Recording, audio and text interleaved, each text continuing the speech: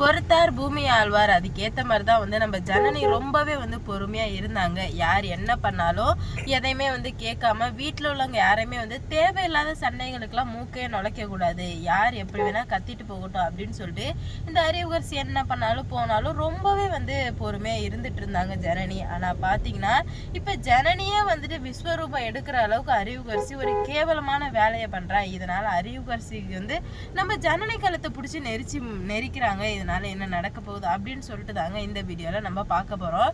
இப்போ வந்து அறிவுகரிசி என்ன பண்ணிட்டா, எப்படியாச்சும் வந்து இவளுங்க பிசினஸ் தொடங்கவே கூடாது அப்படின்ற ஒரு எண்ணத்துல முல்லையை விட்டு இந்த வண்டியவே, இந்த தமிழ் சோறுன்ற வண்டியவே நீ வந்து கொளுத்திடுறா, பார்த்துக்கலாம் என்ன நடந்தாலும் பார்த்துக்கலாம் அப்படின்ற மாதிரி இந்த அறிவுகரிசி நம்ம ஜனனியை பற்றி தெரியாமல் இந்த மாதிரி பண்ணிட்டாங்க. ஆனால் வந்துட்டு முல்லை வந்துட்டு மண்ணெண்ணெயெல்லாம் ஊற்றி மூஞ்சில மாஸ்கெல்லாம் போட்டு தீ கொளுத்துறாங்க. வண்டி பகன்னு பற்றி எரியுது. என்னடா இது, ஏதோ ஸ்மெல்லு வருதே அப்படின்னு சொல்லிட்டு வெளியே வந்து பார்த்தா இந்த மாதிரி ஃபுல்லாகவே எரிஞ்சு போயிடுச்சிங்க. உடனே நம்ம ஜனனிக்கு வந்து தெரியும் ஜனனிக்கு யார் பண்ணாங்க அப்படின்ற மாதிரி தெரியும். இருந்தாலும் ஆதாரம் வேணும்ல, அதனாலவே வந்துட்டு அவங்களுமே வந்து சிசிடிவி கேமரா வச்சிருந்துருக்காங்க. குணசேகரன் வச்சிருந்திருக்காரு, நம்ம ஜனனியும் வச்சிட்டு இருந்திருக்காங்க. ஏன்னா வந்துட்டு இவங்கள பத்தி நல்லாவே தெரிஞ்சதுனால தான் வச்சிருக்காங்க. அதுல பார்த்தா தாங்க தெரியுது இந்த மாதிரி அறிவுகரிசி சொல்லி முல்லை வந்துட்டு எல்லா இடத்துலையும் வந்து கொளுத்துறது. உடனே வந்து நம்ம ஜனனிக்கும் வந்து பயங்கர சண்டை நடக்குது, ஜனனிக்கும் அறிவுகரிசிக்கும். நீ எப்படி எங்களோட வண்டியை கொளுத்தலாம், உனக்கு என்ன தகுதி இருக்கு அப்படின்ற மாதிரி கேட்க, நான் கொளுத்துனதை நீ பார்த்தியா அப்படின்ற மாதிரி கேட்குறாங்க. ஆமாம், நீ கொளுத்துனதை நான் கண் கூட பார்த்தேன், என்கிட்ட ஆதாரமும் இருக்கு அப்படின்ற மாதிரி சொல்லவுமே, என்ன ஆதாரம் இருக்கு காமி அப்படின்ற மாதிரி சொல்றாங்க. அதெல்லாம் நான் ஆதாரத்தெல்லாம் எங்கே சப்மிட் பண்ணணுமோ அங்கே சப்மிட் பண்ணி உனக்கு என்ன தண்டனை கொடுக்கணுமோ அந்த தண்டனை உனக்கு சிறப்பாக கிடைக்கும்டி. கண்டிப்பாக சொல்கிறேன், உனக்குலாம் மரண தண்டனையை விட ஒரு கொடுமையான தண்டனையை நான் கண்டிப்பாக வாங்கி கொடுத்தே ஆவேன். நாங்கள் கஷ்டப்பட்டு அணுவாக சேர்த்து நாங்கள் வந்து இந்த மாதிரி பண்ணி வச்சிருந்தா, நீ என்னன்னா இவ்வளோ கேவலமான வேலையை பண்ணியிருக்கல, நீ நல்லாவே இருக்க மாட்டடி, நாசமா போயிடுடி அப்படி இப்படின்ற மாதிரி சண்டை ரெண்டு பேருக்கும் ரொம்ப பயங்கரமா வந்து முட்டைக்கு ஆரம்பிச்சிருச்சு. நம்ம ஜனனி இது வரைக்கும் சண்டை போட்டு பார்த்துருக்கீங்களா? எப்படின்னா வந்துட்டு அநியாயத்துக்கு எதுக்கு தான் வந்துட்டு நம்ம ஜனனி எப்பயுமே வந்து சண்டை போடுவாங்க. ஆனால் இந்த அறிவுகரிசி இது நாள் வரைக்கும் இந்த அளவுக்கு வந்து சண்டை போட்டதே கிடையாது. ரெண்டு பேரும் அந்த அளவுக்கு வந்து முட்டிட்டு நிற்கிறாங்க. அவங்க ரெண்டு பேருமே ஒரு முடிவுக்கு வர்றாங்க. என்னன்னா இப்படியே கண்டிப்பாக வந்து இவங்க ரெண்டு பேரும் நம்ம விட்டு வைக்கவே கூடாது, ஏதாவது ஒன்று பண்ணியே ஆகணும் அப்படின்ற ஒரு ஸ்ட்ராங்கான முடிவில் தான் நம்ம ஜனனி வந்து ஒன்றை கொல்லாமல் விட மாட்டாடி, நீ இதுக்கு மேலே உயிரோடு இருக்கவே கூடாது, பரவாயில்ல நீ செத்தாலும் பரவாயில்ல, சட்டத்துக்கும் எப்படியாச்சும் டிமிக்கி கொடுத்துட்டு வந்துடுறீங்க, நீங்கள்லாம் உயிரோட இருக்கவே கூடாது, சட்டம் தண்டனை வந்து ரொம்பவே வந்து கம்மியாக கொடுக்குது, உங்களுக்கு தண்டனைகள் மட்டும் நிறையா கொடுத்துச்சு அப்படின்னா உங்களால் ஒன்றுமே பண்ண முடியாது, அந்த சட்டம் கொடுக்கறதுக்கு பதிலாக நான் உனக்கு கொடுக்குறேன்டி அப்படின்னு சொல்லிட்டு நம்ம ஜனனி கழுத்தை பிடிச்சி நெரிக்க, உடனே அறிவுகரிசி எப்படிதான் தெரியுமே சரியான வந்துட்டு லம்பாடி பொம்பளை மாதிரி, ஏய் என்னையே நீ வந்து இந்த மாதிரிலாம் பண்ணுறியா போறியான்னு சொல்லிட்டு நம்ம ஜனனியை வந்து கழுத்தை பிடிச்சி நெரிக்கிற அறிவுகரிசி ஒரு எல்லாருமே வந்து விரின்னு சொல்கிறாங்க. விட்டுற மாதிரி இல்லையே, சுத்தமாக வந்து விடாத நிலமையில தான் வச்சிட்டு இருந்திருக்கா நம்ம அறிவுகரிசி. அப்போ தான் வந்துட்டு எல்லாருக்குமே பயம் வர ஆரம்பிக்குது. நம்ம ஜனனிக்கு மூச்சு திணறிக்கிட்டே போகுது. ஏன்னா அறிவுகரிசி அப்படி ஒரு நிலைமையில தானே வந்து எப்போதுமே பண்ணுவா. அதனாலே வந்துட்டு அவள் வந்துட்டு ரொம்ப ஸ்ட்ராங்காக எத்தனை கொலைகள் பண்ணியிருப்பா. அப்போ அவளுக்கு இதெல்லாம் சகஜம் தானே. நம்ம ஜனனி வந்து இதான் ஃபஸ்ட் அட்டெம்ப்ட். அப்படி இருக்கும்போது அவங்களுக்கு சிலது மிஸ் ஆக தானங்க செய்யும். அந்த மாதிரி தான் வந்து இப்போ மிஸ் ஆகும்போது இப்போ நம்ம ஜனனி என்ன பண்ணுறது போகிறதுனே தெரியாமல் வந்து முழிச்சிட்டு இருக்காங்க. எல்லாருமே சொல்கிறாங்க, ஏன் அறிவுகரிசி கையை எடுடி அப்படின்னு சொல்லிட்டு. ஆனால் அறிவுகரிசி நான் ஏன் வந்துட்டு கையை எடுக்கணும், நான் எதுக்காக எடுக்கணும், என்னாலலாம் எதுக்காகவும் எடுக்க முடியாது அப்படின்ற மாதிரி நம்ம ஜனனியும் சும்மா சொல்லக்கூடாது. ரெண்டு பேரும் ஃபைட்டு பயங்கரமாக நடக்க, ஆனால் நம்ம ஜனனி அதில் தோல்வியே சந்திக்கிறாங்க. ஏன்னா வந்து அவங்களுக்கு எப்படி அட்டெம்ப்ட் பண்ணுறதுன்னு தெரியல.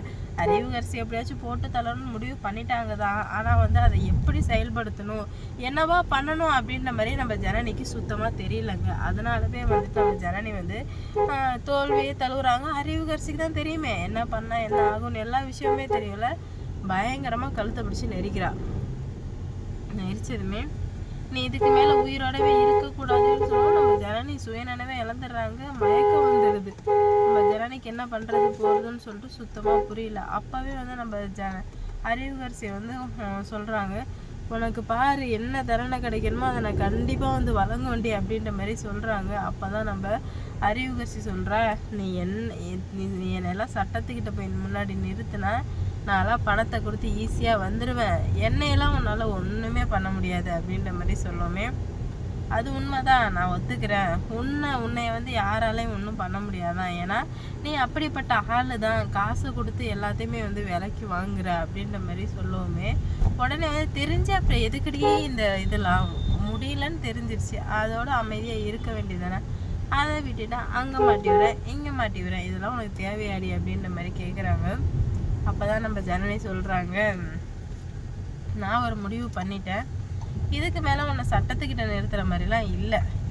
நானே உனக்கு ஒரு தண்டனை கூடிய சீக்கிரம் பாரு, உன் அழிவு என் கையில் தான் இருக்குது அப்படின்ற மாதிரி பயங்கரமாக வந்து சபதம் விடுறாங்க. ஏன்னா தமிழ் சோறு அந்த வண்டி இதானதுலேருந்து நம்ம ஜனனி ரொம்ப வந்து மனசு உடைஞ்சிட்டாங்க.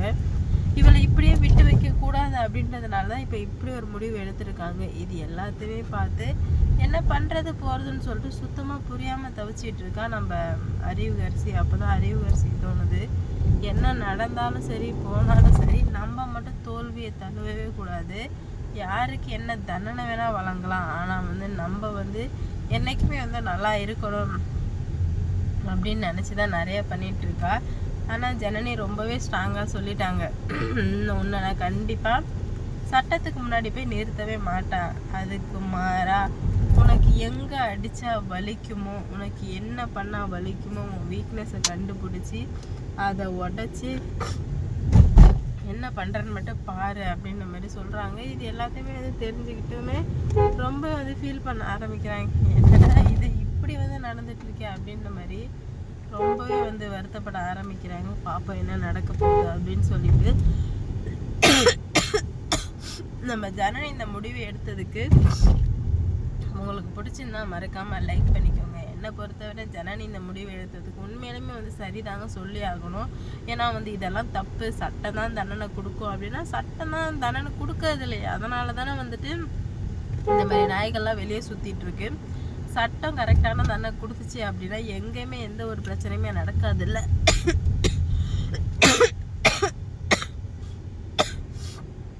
ஆனால் இப்போ இவ்வளோ பிரச்சனை நடந்துட்டு இருக்கு அப்படின்னு பார்த்தீங்கன்னா அதுக்கு எல்லாத்துக்கும் காரணம் கடுமையான நடவடிக்கை இல்லாதனால தான். இதனால தான் நம்ம ஜனனி அறிவுகரிசியெல்லாம் வந்துட்டு போட்டு தள்ளணுன்ற மாதிரி முடிவு பண்ணியிருக்காங்க. என்ன நடக்க போகுது, எப்படி நடக்க போகுது அப்படின்னு சொல்லிட்டு வெயிட் பண்ணி பார்க்கலாங்க. கூடிய சீக்கிரம் ஒரு முடிவு நமக்கு தெரிய தான் போகுது.